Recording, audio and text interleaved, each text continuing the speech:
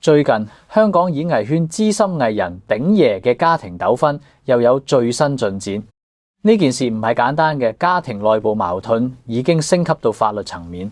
喺新一輪風波爆發之前，鼎爺細仔李榮浩已經公開羅過一滴證據出嚟，目的係向大眾澄清事實，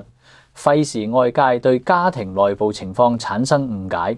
李榮浩嘅舉動屬於被動回應，係為咗平息件事而唔係搞事。豪仔透過律師了解到，阿媽思明生前並冇將間祖屋轉名俾阿哥李榮漢，所以從法律層面嚟講，豪仔絕對有祖屋同定期存款嘅繼承權。透過訪問，豪仔基於阿哥李榮漢隱瞞骨灰去向呢件事，所以決定同老豆鼎爺一齊追究李榮漢嘅刑事責任，並協議處理阿媽生前寄各方遺產，唔俾巨地跌落李榮漢一家手上。因為豪仔好清楚，無論留幾多財產俾阿哥李榮漢，都會俾巨揮晒，而且對李榮漢已經心淡，並對外話俾大家知唔會私底下單獨見面，一切等調查清楚，等法庭判。隨住大量關鍵錄音流出同相關知情人士爆料，李榮漢嘅一系列行為被公開晒出嚟。呢件事亦都由家庭矛盾演變成涉嫌違法嘅惡劣事件。回顧李榮漢嘅行為，可以好清楚睇到一條充滿算計同暴力嘅軌跡。作為一個負責貼身照顧阿媽嘅大仔，重長期受老豆鼎爺經濟資助，李榮漢係知道阿媽死訊之後嘅第一反應，竟然係選擇瞞住，冇將呢個悲痛嘅消息通知今年81歲嘅老豆李家鼎。更令人震驚嘅係，巨利用老豆對阿媽病情嘅關心，以阿媽需要交巨額醫藥費做藉口，向老豆攞咗6萬蚊港紙。李家鼎係完全唔知情嘅情況下即刻過咗數。識香港法律嘅應該都知，咁大筆錢完全可以報警開快查啦。李榮漢係已經冇咗阿媽嘅情況下，依然可以利用阿媽嘅死做籌碼，係年邁嘅老豆身上呃錢。呢種行為令好多香港市民覺得心寒。李榮漢長期以嚟一直係一個情緒失控嘅惡霸。據熟悉李家嘅人士透露，巨脾氣、超級暴躁，完全冇情緒控制能力。全家人喺日常生活中都必須小心翼翼，咁就晒巨。巨個暴力傾向唔單止停喺把口度，而係有真實行動。喺一次家庭聚會入邊，僅僅因為阿媽請咗個李榮漢睇唔順眼嘅人，巨就當眾對住鏡頭放狠話，揚言要直接打死對方。呢種係公眾場合完全唔顧法律常識嘅威脅，真係令人打冷震。阿媽思明生命嘅最後階段，李榮漢嘅極度自私表現得出晒面，以大仔嘅身份接管晒照顧阿媽嘅所有事務嘅。但呢啲根本唔係出於純粹嘅孝心，而係為咗全面掌控個局。巨利用照顧阿媽嘅便利條件，將病房圍到密不透風，刻意切斷阿媽同外界，特別係同其他屋企人嘅聯絡。幾年嚟，巨一直拒絕老豆李家鼎去醫院探病。係面對傳媒訪問嗰陣，李榮漢卻表現出完全唔同嘅面孔。巨對住鏡頭訴苦，話自己照顧阿媽有幾辛苦，話自己捱咗好多苦。呢種人前人後兩個樣嘅做法，令清楚內情嘅人覺得極度反感。其次就係學歷造假啦，呢樣係香港制度嚴苛嘅社會係絕對唔容許嘅。豪仔攞出嚟嘅證據入邊呢，就有李榮漢親口承認得初中學歷嘅錄音。巨係錄音入邊親口承認自己連高中都未畢業。老豆希望李榮漢出去溫份正經工，唔好游手好閒。面對老豆嘅合理建議，李榮漢唔單止極唔耐煩，甚至當場發大脾氣。對呢件事，警方已經開快調查，查下李榮漢學歷係咪真係造假。跟住落嚟會牽扯出一系列嘅造假公司，對社會影響好大。李榮漢完全唔體諒老豆嘅難處，反而睇中咗老豆名下嘅層樓，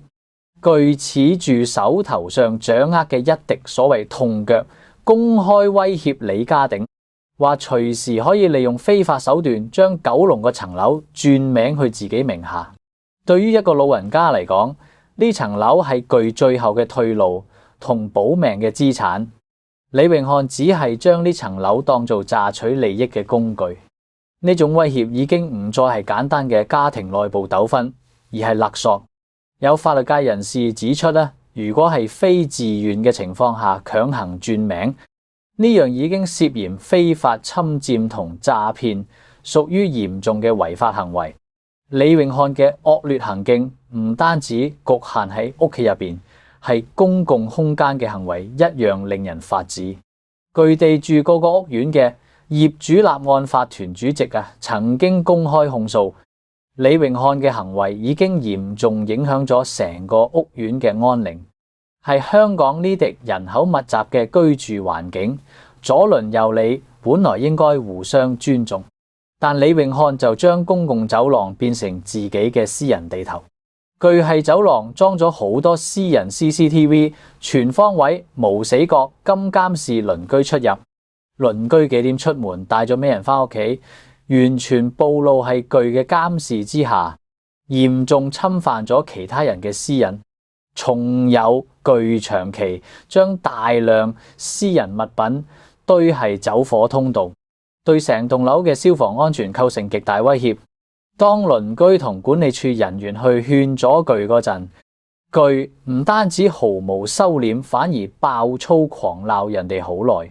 呢種毫無公德心、自私霸道嘅作風，令巨喺屋苑入邊臭名遠播。矛盾最終嘅爆發點集中係李家鼎最後個200萬定期棺材本度。李榮漢發現毛金義霸道層樓之後，就將目標鎖定喺呢筆現金度。為咗霸佔晒所有財產，不斷對老豆進行心理施壓同埋言語攻擊。於是李家鼎做出咗一項痛苦但係堅決嘅決定，公開表態，將名下所有財產全權交俾細仔李榮豪處理。呢個等同於係財務上徹底放棄咗大仔。走到呢一步，呢個家庭已經4分5裂。值得注意嘅係，喺呢一系列事件入邊，李榮漢個3把刀老婆並唔係置身事外，係老人家錢、謀層樓等所有踩界行為入邊，3把刀老婆咧都全程參與，重積極配合。巨地兩公婆為咗共同利益，係法律邊緣不斷試探。如果警方介入調查，一旦相關嘅詐騙同非法侵佔罪名成立，兩個人都會面臨嚴重嘅法律制裁，甚至可能面臨長期監禁。呢單悲劇係香港社會引起咗廣泛討論同反思，促使李榮漢係呢個時間點重新搞事嘅核心原因，係心理上極度唔平衡、極度扭曲嘅變態人格。當見到細佬李榮豪嘅網絡頻道得到網民撐，訂閱人數不斷上升嗰陣，覺得好難接受。係一般網民眼中撐李榮豪嘅頻道，實際上亦都係撐緊李家鼎。呢樣可以為李家鼎嘅晚年生活提供多一份經濟保障。但李榮漢並冇從呢個角度去諗，出發點完全係出於眼紅，試圖透過搞事將唔關事嘅人拖落水嚟抹黑老豆，從而間接打擊李榮豪嘅新事業。呢種損人不利己嘅做法，反映出具強烈嘅報復心理。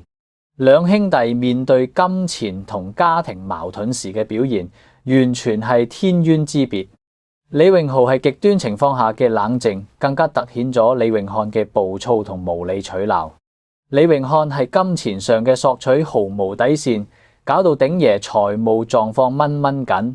意識到問題有幾嚴重之後，李家鼎先至恢復理性，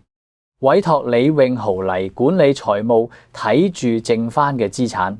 所以李榮豪焗住要扮演一個嚴格管理財務嘅衰人角色。呢個並唔係李榮豪本意，而係為咗保護老豆財產不得不採取嘅措施。如果李榮豪一方決定提出民事訴訟，李永漢好大機會會輸官司。係成個衝突入邊，李榮豪其實一直保留住底線。之前有報道指李家鼎將信用卡數有問題。李榮豪曾經警告過李永漢，如果再亂嚟就會公開呢啲單據做證據。對下個人信用卡單其實係一件好簡單嘅事，只需要幾十分鐘就可以將有問題嘅消費記錄圈出嚟。呢樣意味住李榮豪手頭上揸住確鑿嘅證據，但據並冇公開出嚟。喺阿媽嘅喪禮期間，李榮豪依然會同李永漢嘅仔女互動傾偈。呢啲細節證明李榮豪並唔想將事情做絕，顧及到親情，顧及到下一代，唔想搞到屋企條裂痕補唔返。不過李永漢並冇領情，反而變本加厲，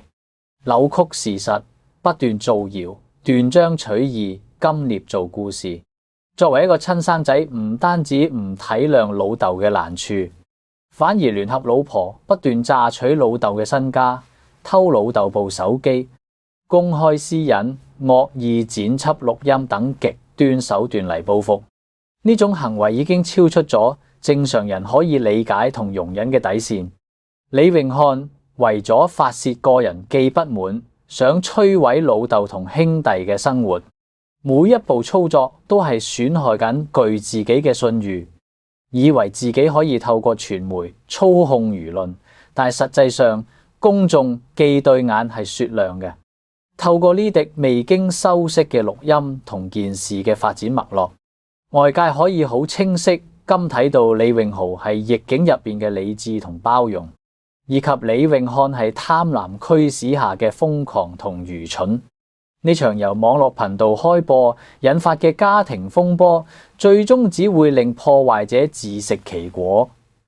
呢個原本可以安享天倫之樂嘅家庭，而家只係剩低一地雞毛同冰冷嘅法律糾紛，真係令人好唏噓。香港嘅普通市民透過呢件事更加睇清喺金錢面前，如果冇道德同法律嘅約束，人性可以扭曲到幾咁可怕嘅程度。大眾只係希望法律可以保護弱勢老人家嘅合法權益，等作惡嘅人得到應有嘅懲罰。